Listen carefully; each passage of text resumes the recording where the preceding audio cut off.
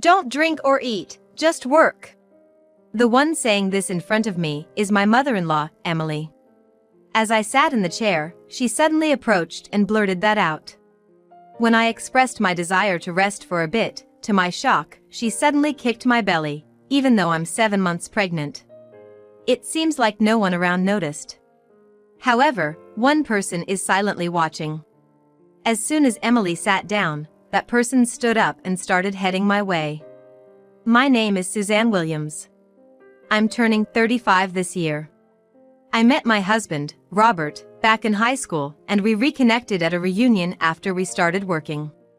We hit it off and started hanging out, and as time went on, we started dating.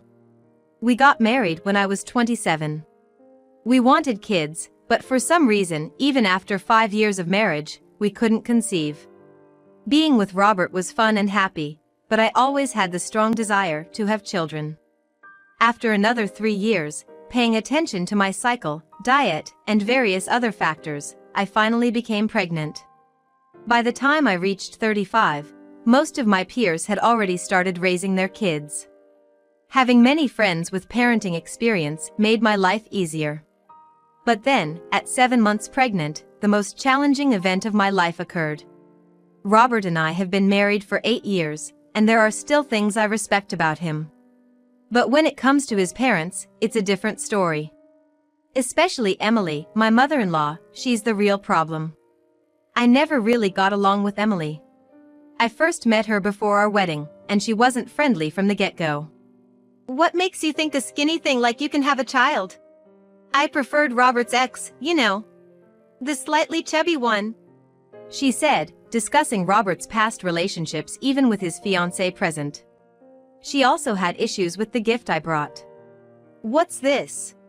Some exclusive New York treat? I've never heard of it. I wanted some European pastries. You're so thoughtless. I had asked Robert what Emily would like, thinking she might have a preference. He mentioned she'd been wanting to try a unique treat only found in New York, so I went out of my way to get it. But Emily denied ever wanting it, leaving Robert chuckling awkwardly. But didn't you say you wanted to try this the other day? She took the time to get it for you. You should be grateful. Robert tried to defend me, but Emily glared at me and went to her room. Considering our first meeting went like this, I had reservations about marrying Robert. What saved me was Robert always having my back. When I expressed concerns about living with Emily, he assured me we would never move in with his parents. From then on, Robert always supported me. I didn't really have any complaints. Except for the fact that we had to visit his parents' house regularly. I didn't like it, but I knew I couldn't ignore my in-laws. However, we only visited a few times a year, so it wasn't too painful. Emily, being old-fashioned, believed men should drink and women should do house chores without taking breaks. I tried to contribute as much as I could, serving drinks and preparing food, but Emily never seemed satisfied. Among the gathered relatives, I was one of the younger women, and many told me I could relax and sit. I took their advice, but when Emily saw, she dragged me into another room. Don't you feel embarrassed? Sitting down will make Robert look bad. But nowadays, not many people think like that, I responded. Don't talk back. You should just listen to me, she snapped. When I talked to Robert about it, he confronted Emily. But that only made things worse, and she became even more hostile towards me. Feeling that way, I vowed in my heart to overcome challenges without consulting anyone if I could handle them. As I visited my in-laws' house a few times, I gradually understood how to behave, and the visits became less of a burden. That's when they found out I was pregnant. The baby was a boy, and Robert and I were overjoyed, deciding to have a grand celebration. Not only did we celebrate just the two of us, but my family also threw a celebration for us. Hearing this, Emily started suggesting that her family should also have a celebration at their house. By then, I was already about 7 months pregnant, and I was experiencing significant pelvic pain and backaches. I wouldn't have wanted to go if it was like before, being asked to help around the house, but since it was a celebration, I was told I didn't have to do anything. On the day of the gathering, when I arrived at the in-laws, Not only were my husband's parents there, but other relatives had also shown up. They all wanted to celebrate with us.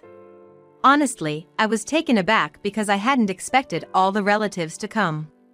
But it meant they were eagerly awaiting the birth of our baby. I chose a seat at the end of the table so I could easily step away if needed. Everyone started drinking alcohol at the toast, but since I was pregnant, I stuck to drinking tea. While I was sitting and enjoying my meal, I felt a tap on my shoulder. It was Emily, looking displeased. I wondered if I had done something wrong, but that wasn't it. "Hey, what are you sitting around for? Being pregnant isn't an excuse to avoid work. You should come help out too," she demanded. I wouldn't have come if I knew there'd be work, and for the sake of my unborn child, I wanted to stay as relaxed as possible. But Emily seemed oblivious to that and kept insisting. Even after I explained the difficulties of being 7 months pregnant, she wouldn't hear any of it. Reluctantly, I began to assist her, but soon, my body couldn't take it anymore, and I crumpled onto the floor. Feeling I couldn't stand any longer, I found a moment when Emily wasn't around to sit on a kitchen chair. From the kitchen, I could hear the joyful laughter of relatives gathered in the living room. I've heard that by the 7th month, babies can hear sounds, so I was glad my baby could hear these cheerful voices. Suddenly, Emily, who had been in another room, returned and saw me. She was furious. A daughter-in-law should work her fingers to the bone without eating or drinking. With that, she kicked towards my stomach. I instinctively protected my belly, but Emily's foot grazed my side. The impact was so painful I fell to the floor, crumpling in pain. I hoped someone around would help, but since the living room had a limited view of the kitchen, nobody seemed to notice. However, upon closer inspection, someone did seem to be watching, but did nothing to intervene or stop Emily. "Just because you're the daughter-in-law doesn't mean you can get carried away. I've never liked you. What if the child isn't even Robert's?" Emily spat out. I needed a break, so I headed back to the living room. With all the relatives there, I thought Emily wouldn't dare lay a hand on me. Indeed, once I was in the living room, she did nothing but glare. Robert, in fact, hadn't come to this gathering. Unfortunately, he had work and was gonna join us after finishing his morning shift.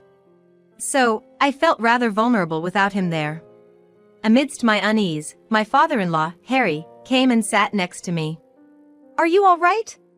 You seem a bit off. Didn't Emily do something to you earlier?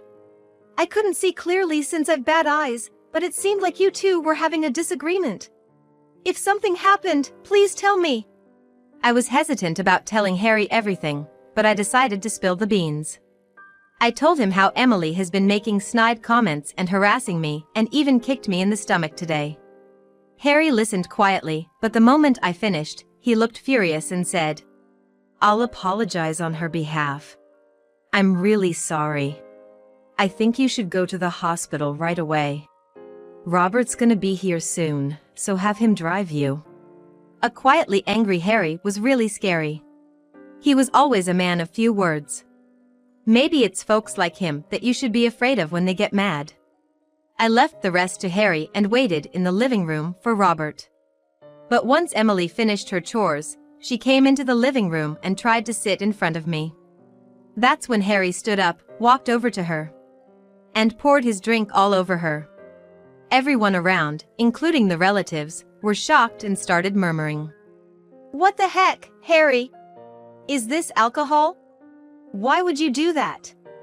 Aren't wives supposed to work without eating or drinking? Aren't you a wife too?" Hearing this, the relatives began to whisper amongst themselves. "What does he mean, wives should work without eating or drinking? I've never heard such a thing. And we've never imposed such a rule. You said that to Suzanne, didn't you? She told me earlier." Hearing Harry's words, the relatives looked at each other in shock. "Who even says that kind of thing nowadays? This isn't true." "What's not true? Do you even realize what you did? Kicking a pregnant woman in the stomach?" The relatives became even more alarmed at this revelation. "What? She kicked Suzanne's stomach? But Suzanne is pregnant, right? That's unbelievable. Seeing her actions exposed in front of everyone, Emily started to panic and began making excuses. No, that's not true. I didn't kick her, it was just a slight bump. Suzanne's lying to frame me. Don't believe her. However, it seemed everyone was on my side. They stood in front of me, shielding me from Emily. As the argument continued, we heard Robert's voice from the entrance. Seems quiet today. Saying that as he walked into the living room, Robert seemed to be struggling to comprehend the scene unfolding before him. He stopped talking and just stared in our direction. What happened? Turns out, Emily supposedly kicked Suzanne in the stomach. She's denying it though. What? She knows Suzanne's pregnant, right? What was she thinking? Relax, Robert. I'm fine, and the baby's moving as usual. I'm gonna get checked at the hospital later, so it's okay. Although I reassured everyone, I was honestly quite worried. My baby seemed fine, and I felt okay except for some rib pain. I believe a checkup at the hospital will confirm that everything's alright. However, I might need to reconsider my relationship with Emily moving forward. As Emily continued making excuses, both Robert and Harry supported me. Emily is making excuses, but Robert is on my side. Harry is also taking care of me, who is pregnant. I'm totally on Suzanne's side. You are too, right, Dad? Yes. Suzanne's carrying our grandchild. What was Emily thinking? Suzanne, you should go to the hospital as soon as possible. First off, it seemed that no one trusted Emily. Emily was being ganged up on by relatives. I've been sending money out of respect for you, but I can't take it anymore. Stay out of my family's life from now on. What the hell is that? Who do you think raised you? I was raised by Dad. He worked hard to support our family, and when he came home, he'd make simple meals for us. He even took us to the amusement park on his days off. What did you ever do for me? I gave birth to you. Isn't that enough? It seemed Emily couldn't recall anything she had done for Robert after thinking for a while. The relatives, looking exasperated, and Harry looked distressed. I've been thinking about what to do, and honestly, I want to distance myself from you. What do you mean by distance? I mean I want a divorce. You don't work, you don't do anything around the house. Now that Robert is on his own, I've been thinking about divorce. Seems like the right time. Divorce? You're never gonna get that from me. Emily said this and ran out of the house. Nobody had a clue where she went, but it seemed like everyone was relieved with her absence. After confirming that Emily had left, I asked Robert to take me to the hospital. Robert promptly brought the car to the front and drove me to the nearest hospital. The examination results were fine, but I had a large bruise on my side.